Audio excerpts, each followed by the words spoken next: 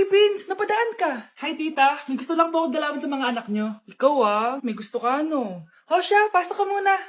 Sige po, tita.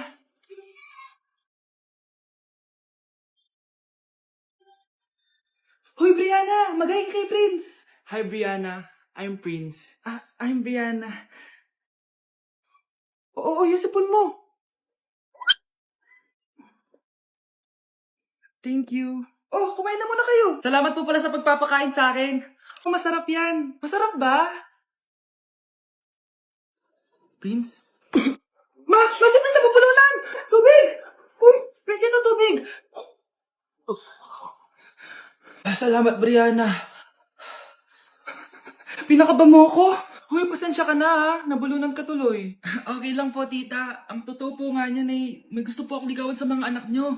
Sino? Gusto ko pong ligawan Ako na ba yung niligawan niya? Si Kyle. Matagal ko na po siyang gusto. Si Kyle? Ako?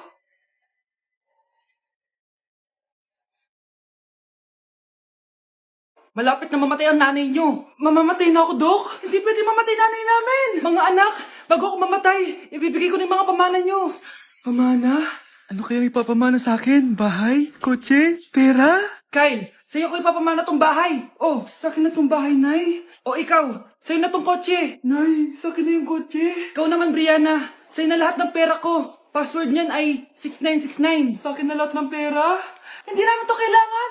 Ikaw kailangan namin, Nay. Nay, anong ipapamana mo sa akin? Ikaw? Sa'yo na lang yung boyfriend ko. May boyfriend na ako. Pero sige, the more the merrier. A few moments later. Hindi natatagal ang nanay niyo. Parang ito na yung mga anak. Nay, wag! Ba't pa kasi kailangan mamatay? Be, swap tayo. Sa'yo na lang isa kong boyfriend, tapos sa akin na lang yung pera. Ayoko nga. Pambibili ko to ng bagong iPhone. Damot mo! Akin na! Kuya, akin na lang yung kotse. Sa'yo na lang tong bahay. Be, akin yung kotse. Akin na yung susi! Sa'yo na lang tong bahay, Ayoko nga Asan na yan? Ayoko nga! Asan na yan? Ganun sabi! Niyeta kayo! Patay na nga ako! Nag-aaway pa rin kayo? Nay! Buhay ka? Dok! Pa-cancel na lang yung sakit ko! Mabubuhay na lang pala ako! Na-cancel ko na, madam! Ibalik niyo sa akin yung mga pinamana ko sa inyo! Punyeta kayo, New Year na! Magbabago na talaga ako! Hindi na ako magagalit! Mga anak! Kain na tayo! Teka lang! Nasaan yung kanin? Nay! Huwag kang magagalit sa akin! Di pa lang nakapagsaing! Ano? Kalma ka lang. Huwag kang magagalit. Sige anak! Magsaing ka na! Sige po, Nay! Nay! Naputol ko yung hanger mo! Kumalma ka. Huwag ka papadala sa emotion mo. Okay lang yan, anak. Bibili lang ako ng bago. Sige po, Nay. Ang weird naman niya. Hindi siya nagagalit. Nay! Kumuha ako ng 1,000 sa wallet mo. Ayaw mo kasi akong bigyan ng pera relax ka lang. Pera lang yan. Huwag ka magalit. Sige anak. Mag-shopping ka lang. Go! Yes! Easy money!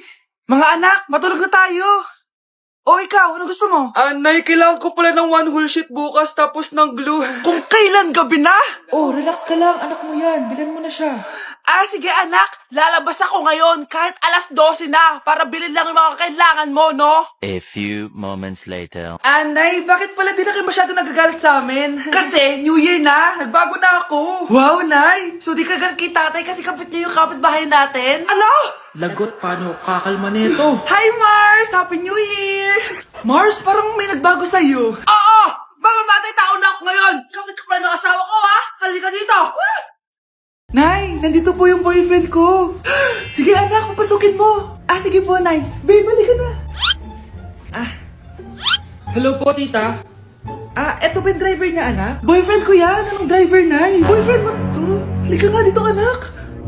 Ano ba yan, anak? Magbo-boyfriend ka na nga lang. Pangit pa. Nay, ano ka ba? Mayaman yan. Siguraduhin mo lang, ikaw pala yung boyfriend ng anak ko? Opo, tita. Malaki ba bahay mo? Wala po akong malaking bahay.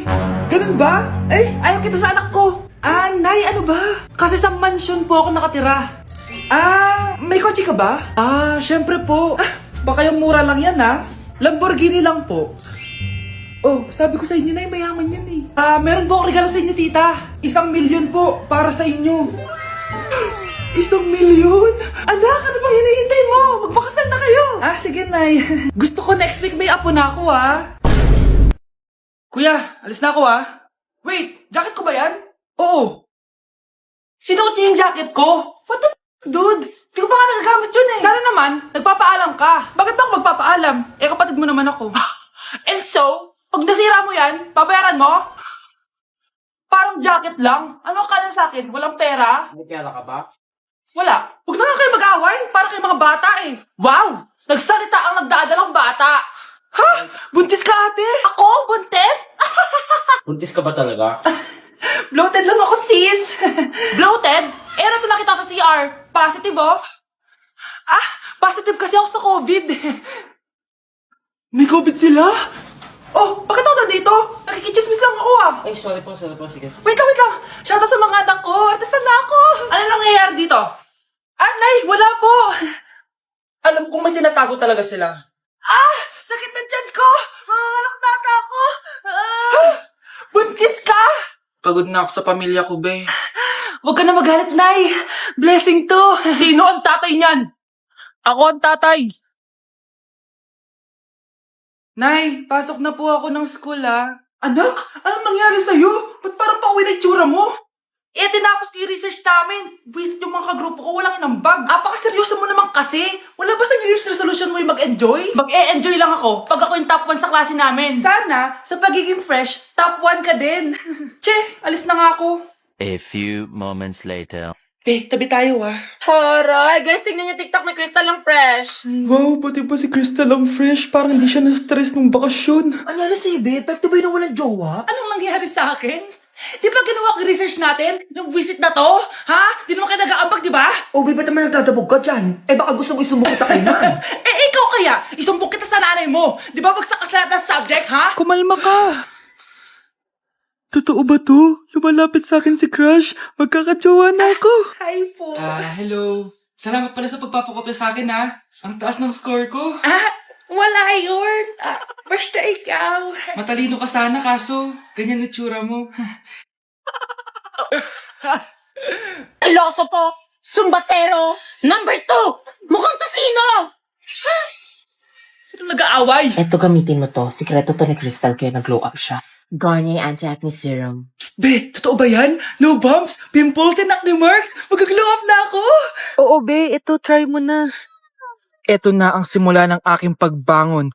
From breaking out to breaking free. Huwag kayong maingay, nandiyan na si ma'am. Okay, class. Pass these papers to your classmates. Ma'am, tapos na ako. Wow, ang bilis mo Class, basahin niyo maayos yung instructions, ha? Capital pala dapat. Thank you, ma'am. Capital, ma'am. Huwag kayong magmadaling sumagot, ha? A few moments later. Ang lesson natin for today ay mga unggoy. Magbigay kayo ng mga halimbawa ng mga unggoy. Ma'am, oranggutan. Tama. Ma'am ako, ma'am. Tama. Okay, class. Ang galing. So, nakapag-check na ako ng mga exams nyo. At, si Scarlett lang ang nakakuha ng 99. Yes! Talino ko talaga! Bawi din kayo, guys. At lahat kayo? Perfect! Ako pala yung bobo. Class, so mag-vote tayo for Muse. So, sino ang ino-nominate nyo? Ma'am, I nominate Scarlett for Muse. Uy, guys, ano ba? Parang kayong tanga dyan. Class, seryoso to Huwag mong gawin joke. Tapos pinuntahan niya ako. Scarlett! Total, maingay ka rin naman. Gusto mo bang magturo dito sa harap? Sige po, ma'am. Ang tapang niya. Sige, Scarlett. Pwede ka na magturo. Ako na yung bagong teacher ngayon, di ba? Class dismissed. Lahat kayo exempted sa exam. Totoo ba? Last 10 direct to the card. Vote Scarlett for president. Gusto niyo yun? Yes, Gusto natin yun. Ma'am, parang wala po ata sa lesson natin yung number 5. Ay, wala ba? O sige, bonus na lang yan. Thank you, ma'am. Ma'am, wala po ata sa lesson natin yung number 5. Oh, anong gagawin ko? Puro ko kasi daldalan, kaya di mo alam. No, favoritism si ma'am. May sinasabi ka? Ay, wala po. A few moments later. So, ganun lang siya kadali. Ma'am, pwede po pa-excuse? Sumasakit po yung puson ko sige, punta na lang sa clinic. May gamot doon. Sige po, ma'am. Nagets niya ba, class? Ma'am, excuse po. Sumasakit po yung puson ko. Ang arte mo naman. Onti sakit lang. Excuse agad. Kapag di maganda, wag na mag-inarte. Kala mo naman ang ganda ni ma'am. Hello po, ma'am. Sorry po, absent ako kahapon. Nagkalagnat po kasi ako eh. Ganun ba? Sige, excuse na lang kita. Sige po, ma'am. Thank you po. Ma'am, excuse po. Nilagnat po kasi ako kahapon kaya di po ako nakapasok. Naku, tigilan mo ako ha! Walang isang araw na lagnat. Ang sabihin mo, tamad kang pumasok? Ikaw nga, palagi ka nga di pumapasok eh. Anong sabi mo? Totoo naman, ma'am. May favoritism ka. Susumbong kita sa principal. Maniniwala ba ang principal sa'yo? Wala ka namang ebidensya. Anak, mag-exam tayo mamaya ha. Dapat mas mataas grades mo kay Scarlett. Oo naman, Nay. Mas magaling naman ako sa kanya. Anak ni Ma'am si Samantha. Eto yung mga sagot mamaya sa exam. Perfect mo yan. Sige na, Nay. Baka may makakita pa sa atin. Humanda kayong dalawa sa principal. Tapos na yung maliligayang araw nyo. Ang bago nating top 1 ay si Samantha. Ang galing mo, Samantha. Naku, basic lang yan. Paano nangyari yun? Pasado kayong lahat, pero may isang bagsak. Si Scarlett, halatang favorite mo si Samantha. Pares lang kami ng average. Paano ako bumagsak? Di ba sinasagot mo ako? Di bagsak ka ngayon? Manda ka sa akin. A few moments later. Class, mag-behave kayo. Nandito yung principal natin. Magandang umaga, class. Kamusta yung bago nating teacher? Gusto ko pong i-report yung teacher na yan dahil may favoritism po yan. Favoritism? Sinungaling ka, Scarlett! Mabait sa amin si ma'am. Opo, ma'am. Mabait po ako sa kanila. Pantay-pantay lang po yung tingin ko sa kanila. Huwag mo na pagtakpan nanay mo, Samantha. Hala, OMG, magnanay sila. Ma'am principal, pagpasensyahan niyo na siya. Baka di niya alam yung sinasabi niya. Meron ako ebidensya dito na nagpapatunay na binigyan ng sagot ni ma'am si Samantha. At tinawag ng nanay si ma'am. Bawal to sa school natin Kayong dalawa, mag-usap tayo sa principal's office. Ma'am, magpapaliwanag po ako. Ang bago nating top 1 ay si Scarlett. Yes, Scarlett, deserve mo yan. Marami pong salamat, ma'am principal. Alam mo, buti na lang hindi mo na teacher yung nanay mo.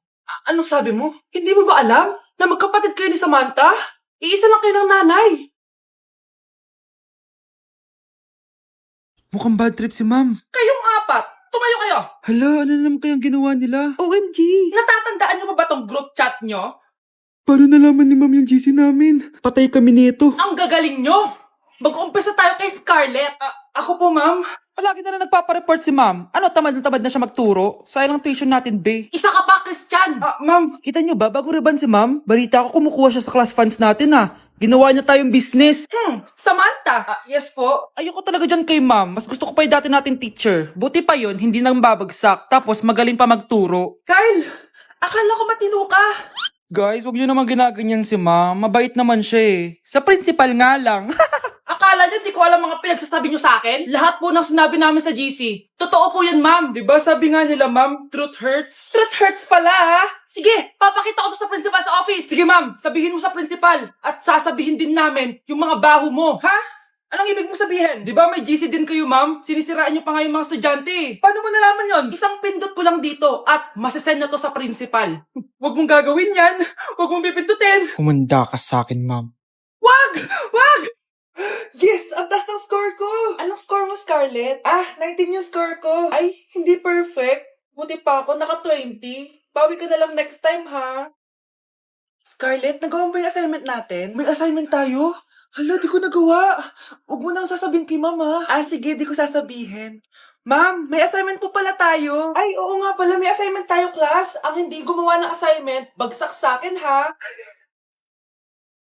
Bida-bida talaga tong si Samantha. Okay, class. Sinong iboboto niyong president? I nominate Scarlett, ma'am. Ako? Di ako papayag. Dapat ako yung maging president. Go, Scarlett! Kaya mo yan! I nominate myself because I believe na mas responsible ako. I believe na hindi ako nangungupit ng class funds. Iboto niyo ako dahil matataas ang mga scores ko. Iboto niyo ako dahil hindi ako nangungopya para lang tumaas ang score. Ako ba pinaparinggan mo? Mukhang may natamaan ata. Congrats, Scarlett. Deserve mo maging president. Gagawin ko yung best ko. Good morning, class. Hindi na papasok si Samantha. Ha?